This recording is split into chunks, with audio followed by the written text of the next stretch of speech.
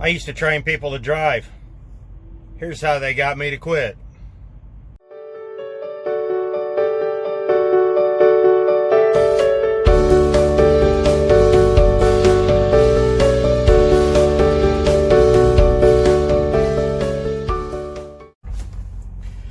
Years ago, I used to train at a company out of Iowa. I'm not going to tell you who it was because I don't want to get sued. And this was by far the worst student I've ever had. No, I had bad students. I had good students. And some of the worst students I had were some of the most talented students I had, which is kind of where you've heard me talk before about how talent and skill are two completely separate things. All the talent in the world, they don't have the skill. They don't have the skill to wipe their own butt.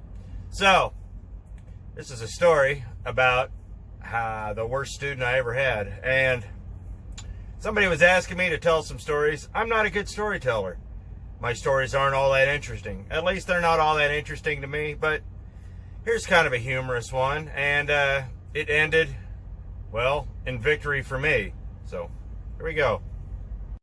How we used to get students and we used to get selected was basically if you didn't have a student, it pretty much round robin. Whoever was available got the student.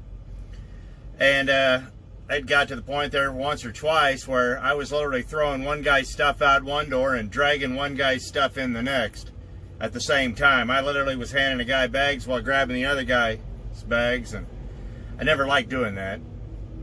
But I get this student. Now, I'm going to tell you this. I'm not going to tell you anything about the student. But we're just going to talk about the story. And this is what finally convinced me that I was done. Get the student, and right off the bat, it's bad. He could drive. He'd been with CRST for 5 months, but he was on that super team where 2 weeks on, 2 weeks off, and there was 3 guys per truck, so basically you just rotated. There was basically a different guy in the truck every week. So it's a great idea on paper, a stupid idea in context. And once I got out of him, out of the 5 months he did that, he probably had maybe 3.5 months of actual driving. He was talented, knew what he was doing, but he wasn't skilled, and it was a constant fight. You know, we're on time schedules, and the one thing that I always tried to impart to my students was time management. If we're busy and we're on the clock, we're running. Don't care. If we stop for showers, you have 30 minutes. We're stopping. That's it. It's time to go. But it was just a complete fight. And every time we stopped, it didn't matter what we were doing. He'd want to sit down and eat. No. Get your stuff and go. Get your stuff and go. You know, eat it while you're driving. We can't stop. We have to go. Because with 2 people in the truck, they did expect a little more from us. And I knew that, like when we were headed out west, you had to be out there early if you wanted to get a parking spot in Southern California. I had to teach another student that one time. I had to teach that to another student one time. He just didn't, understand where we were going, and we were headed down to Plant City, Florida. And during the week, if you want a spot at the TA that you don't have to pay for, you have to be there before 10, 11 o'clock. It's just, there's no way around it. Small truck stop. And now, a few years later, there's a few more options to park down there, but at the time there weren't. So he didn't believe me. He just, oh no, we'll be fine, we'll be fine. He'd never been down there before. It was a regular run for me. So he drove, and he was laying in bed. I got up about 3 o'clock, and I started moving because I had to be down there by 9:30, 10 o'clock. And we got down there, and he stayed in bed the whole time. He was happy to sleep. He was a good guy. He was a heck of a good guy. I missed the guy.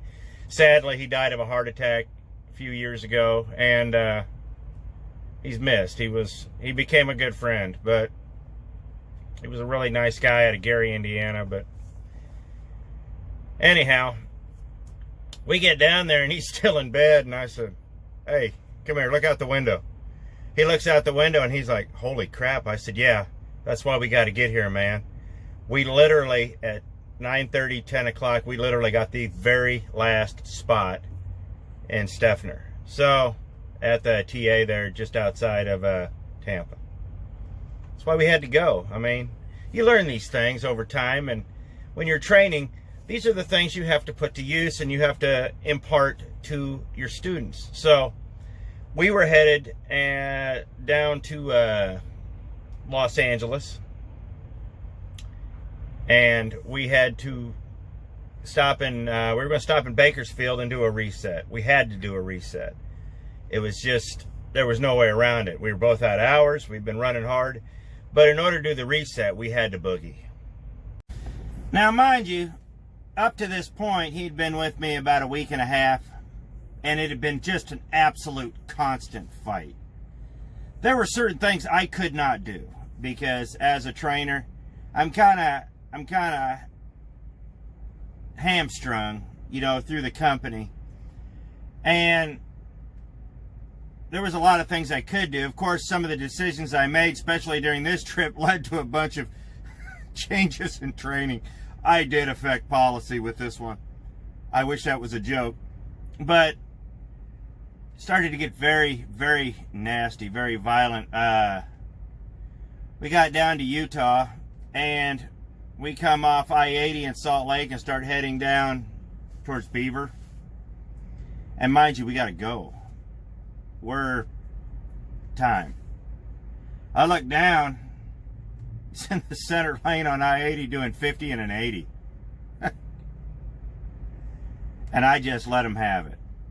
And said, dude, you've got to go. And just, this was a problem I had with a bunch of students. They just tended to neander, and I don't understand. If you're getting paid by the mile, and the faster you can get it delivered, and the more hours you can save, the more money you can make. But some guys just neandered. And it just was getting worse and worse and worse, and we were having trouble with the reefer staying cool, and it was just starting to get stressful. Lots of teaching moments here. Every last one of them fell on dead ears. And I always say that when they quit listening, I quit training. And that was it. You can't teach somebody who won't listen. So we get over there to the Flying J in Barstow. And I said Bakersfield earlier, it was Barstow. And we've stopped. We're going to do a restart there. Dude just disappears.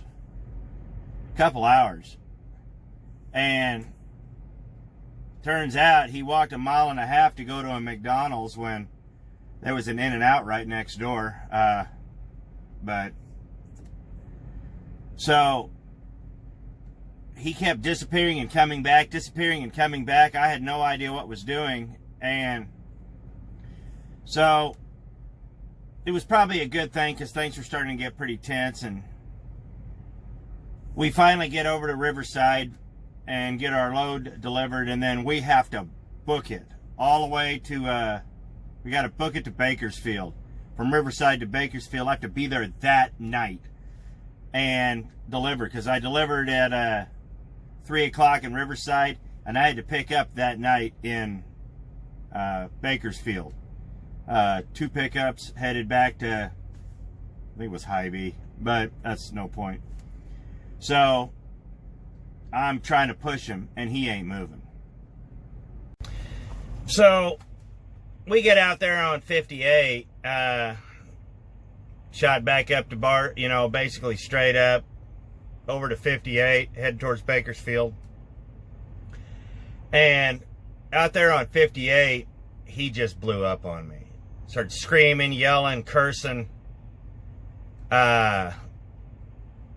And flat out called me everything but a white man, and said that there wasn't nothing I could do to him. He was going to do whatever he wanted. I was not the boss of him. Blah, blah, this, blah, blah, that, this, that, and the other thing. And threatened to whip me and all this, that, and the other thing. And We ended up pulled over on the side of the road. It was just bad. I stopped, took the keys, got out, and made a phone call. And the phone call was not pleasant because it was after hours, and I made an executive decision. As violent as this guy was getting, and he was getting pretty violent, and then he lit up a cigarette, and I wasn't allowed to smoke in the truck. You weren't allowed to smoke in training trucks. And so I said, put it out. He wouldn't put it out. He basically gave me the finger. So I go back, I make my phone call, and I said, get to Bakersfield, he's done. Don't care what you do with him, put him in a hotel. I said, I'm going to put him in a hotel. He'll call you guys tomorrow. You guys figure it out. This is not happening anymore. I'm not going. And they were like, no, you can't do that. And I said, yes, I can. He's getting violent. He's not going another mile with me. So I get in the driver's seat. He lights up. Told him to put it out. And he got really, I forgot what he said, but he got really, really smart with me, which was not smart. And I said, all right, we get to Bakersfield. Here's what's going to happen. You're going to go in the truck stop. You're going to cash a comm check. You're going to take that money. You're going to get a hotel room across the street from the truck stop. You're going to call in the morning. They'll figure it out. Yeah, right, whatever. So we get to the truck stop. And to this point, it's just a joke to him. It's just an absolute joke to him. So to this point, I threw the brakes there at the old, right across from where the old Bruce's truck stop used to be, the 10 to 4. Boy, that is a nasty joint. I forgot how nasty that was, and in 10 years it got worse at the time. Yeah, and my exact words were, here we are, get your shit, get out. And he couldn't believe it was happening. This is not how it's supposed to work. Sorry, I said, this is what's going to happen. And I repeated, cash a comm check, get a hotel room, call them in the morning, they'll have a ride for you. You're not fired, but you're not going any further with me. Well, he looks at me and says, well, you can put your hands on me or you can call the police, but I'm not getting out of the truck. So I got out of the truck, called the police, and they drug him out of the truck. The last I saw him, he was standing on the side of the road with his bags. Don't care. Sounds harsh to say that, but sometimes that's what happens. And that wasn't what got me to quit training. What got me to quit training was what happened afterwards. And this was the crappy part. The next day, we had a discussion, me and training department, and I discussed what happened and told him exactly what I told him to do and all that. And I don't know what he did. That's up to him. I slept pretty good that night. It was nice being free from this, but they were mad. Company was mad at me. But you want to know why they fired him? They didn't fire him for threatening to beat me. They didn't fire him for the profanity. And that's why I had the dash cam, because it recorded all of it. They didn't fire him for hostility or anything like that. They got mad because he lit a cigarette up in the truck. And I said, you know, if this is your bar, I have nothing left to teach.